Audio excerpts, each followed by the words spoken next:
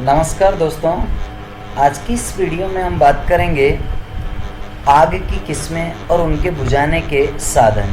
देखिए फ्रेंड्स, ये पार्ट भी अपने इलेक्ट्रिशियन थ्योरी से ही है।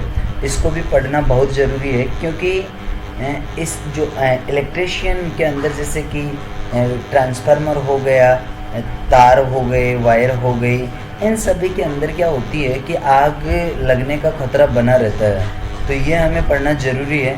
चलिए हम एक एक को पढ़ लेते हैं। पहले आपको मैं ट्रिक के ज़रिए सारी की सारी श्रेणियों में बटी हुई आगों को बता देता हूँ।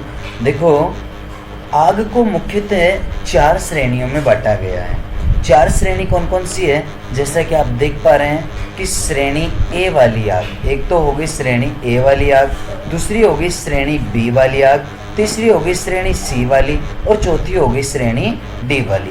तो फ्रेंड्स, ये चारों श्रेणियों में इस आग को बांटा गया है। अब सुनो, याद करने का तरीका सबसे अच्छा क्या है?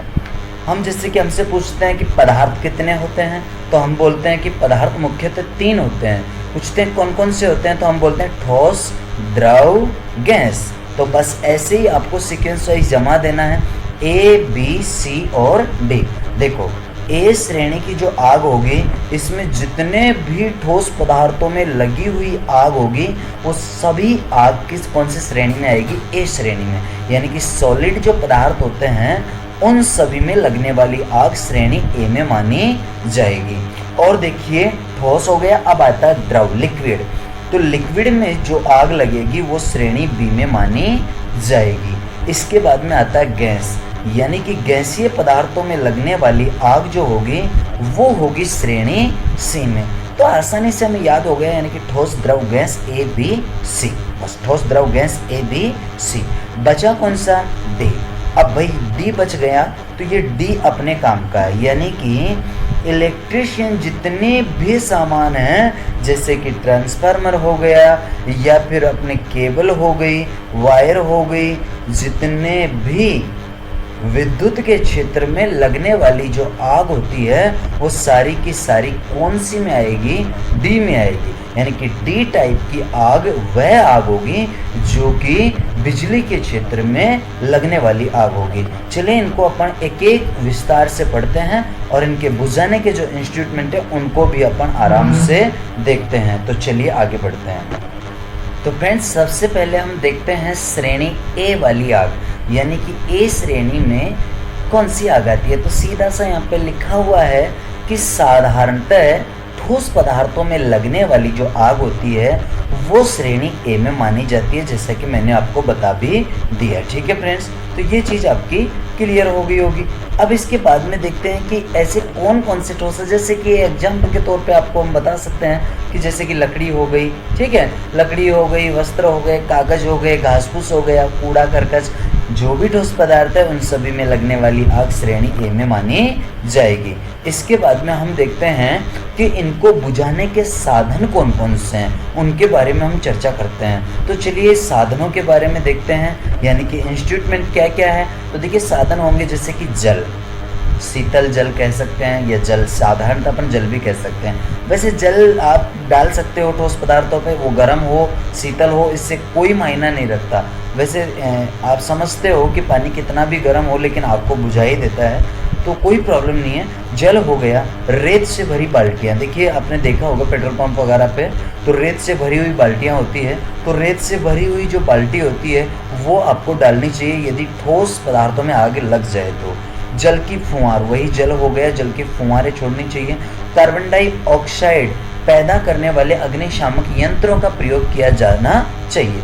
देखो, कार्बन डाइऑक्साइड पैदा करने वाले जो यंत्र होते हैं, ये चारों श्रेणियों की जो आग होती है उन्हें बुझाने में काम में आते हैं। कार्बन डाइऑक्साइड यदि पैदा होगी तो ऑक्सीजन की कमी होगी, और ऑक्सीजन की यदि कमी होगी तो होता क्या है कि आग लगने में मुख्य सहायक जो होती है वो होती है ऑक्सीजन।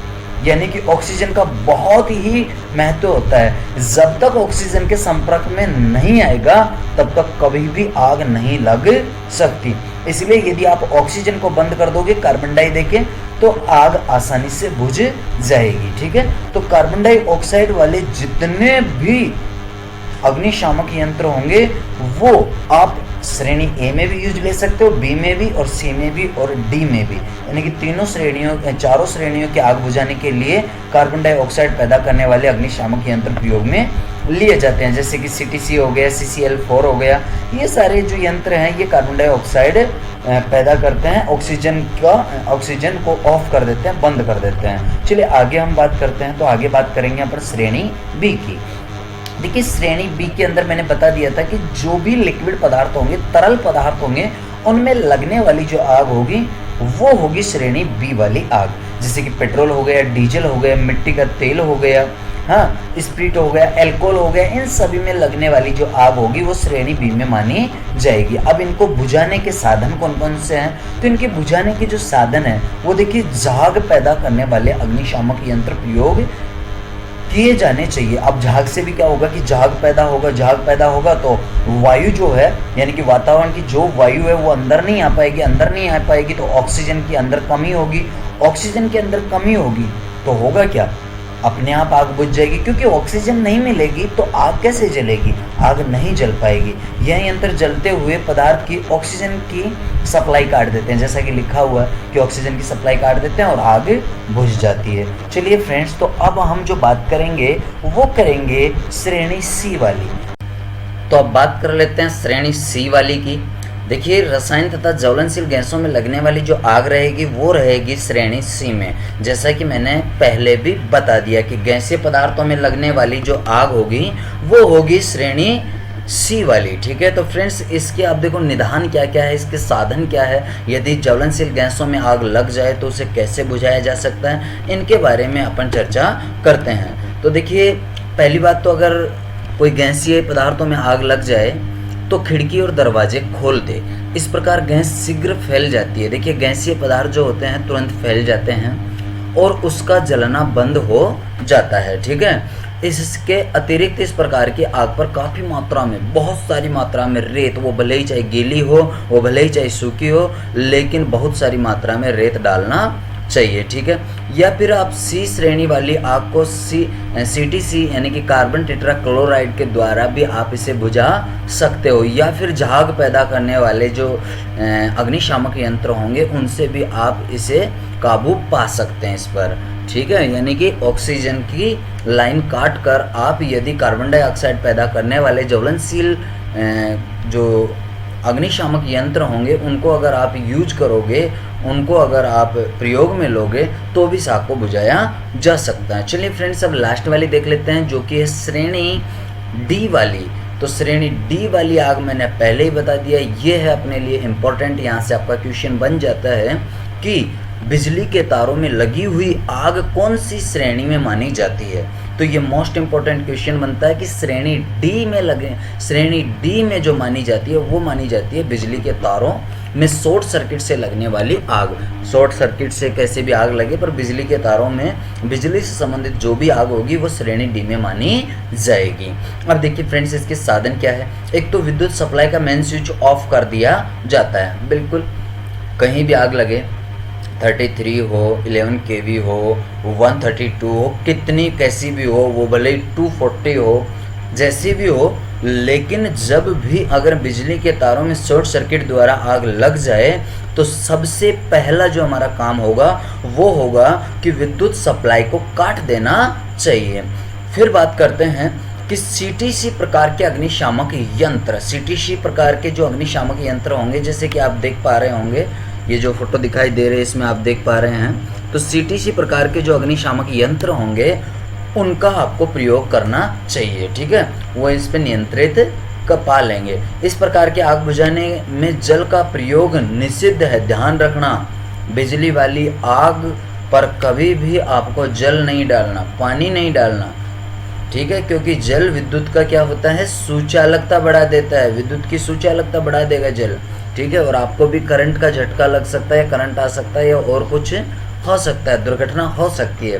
इसलिए कभी भी जल से इस आग को बुझाने की कोशिश ना करें, और आग बुझाने वाले विद्युत का झटका लग जा सकता है। ठीक है, ये चीज़ मैंने आपको बता दी। तो फ्रेंड्स आज के इस वीडियो में बस इतना ही, बाकी जो हम बात करेंगे वो नेक्स्ट वीडियो में करेंगे। वीडियो पसंद आए वीडियो को लाइक ज़रूर कर दिया करो और दोस्तों के साथ शेयर भी कर दिया करो, ताकि मैं भी थोड़ा मोटिवेट हूँ और ज़्यादा से ज़्यादा आपको वीडियो प्रोवाइड करवा सकूँ। दोस्तों आवाज़ की मुझे मालूम है थोड़ा सा प्रॉब्लम हो रही है आवाज़ में, तो अभी मेरे पास माइक वगैरह है नहीं, फिर भी मैं कोशिश करूँगा कुछ न कुछ जुगाड़ बिठाऊँगा और आवाज़ भी क्लियर नेक्स्ट वीडियो में शायद हो सकेगा, तो आवाज़ क्लियर भी हो जाएगी, देखूँगा थोड़ा। तो आज के लिए इतना ही काफ़ी। चैनल को सब्सक्राइब कर दीजिए, साथ ही बेल आइकन का बटन दबा दें ताकि टाइम टू टाइम नोटिफिकेशन मिलते रहे। जय हिंद, जय भारत।